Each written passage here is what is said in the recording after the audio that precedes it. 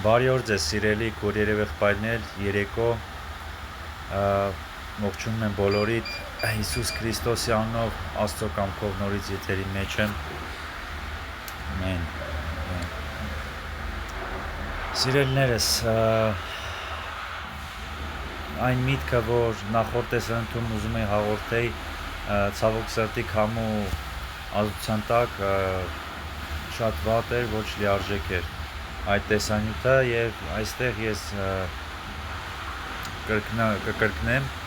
եւ սիրելիներս,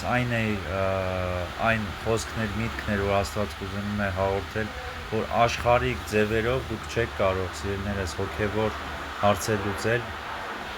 որտեղ աշխարհիկը աշխարհիկի համար է, հոգեվորը հոգեվորի համար, ինչպես մեր Տեր Հիսուս Քրիստոսը ասել է,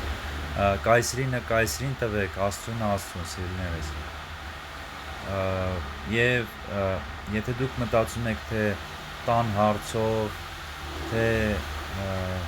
ավտոյով, ավտոմեքենայով, թե մնացած սիրելիներս նյութական ձեր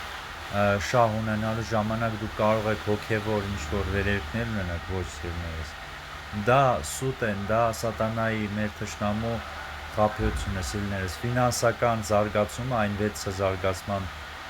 օղակներից հոգեվորից ամենավերջինն է, բայց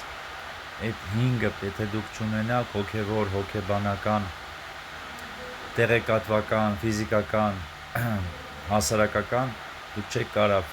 ֆինանսականի հետևից են մեր սիրելիները։ Շատերը ֆինանսականի հետևից են ընկնում, ոչ չեն մտածում մնացածի մասին, այլ մտածում են, բայց ոչ հոգեվորի եւ հոգեբանականին ավելի շատ։ Դրա համար սիրելիներս,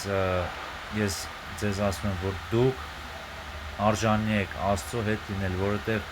ինձ էլ են ասում սիրելիներս, որ բոլորս արժանի ենք։ Ես մարդու ձայն չլսեցի, ես փրկվեցի Աստծո ձայնով, սիրելիներս, որտեղ ինձ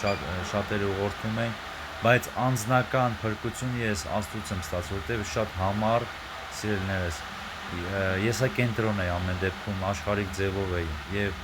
փոքր ժամանակ իմ մոտ տեսիլքներ են եղել եւ այն ժամանակ ես դեռ չէի ճանաչել Աստծուն, այսինքն չէի իրեն ճանաչում, բայց հավատում էի, որ ինքը գոյություն ունի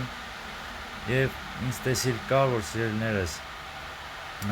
ջրեղեղ է եւ մենք նավի մեջ ենք, այսինքն այն մարդիկ, որոնց անունները գրված են Աստծո կյանքի գրքում հավիտենական, որ իրենք չեն կործանվելու դժոխքի կրակի լճի մեջ, սիրելիներս, իսկ մնացածը ցավոք սրտի, սիրելիներս, պետք է կործանվեն։ Ես չեմ ուզում, բայց տենց է իրականությունը։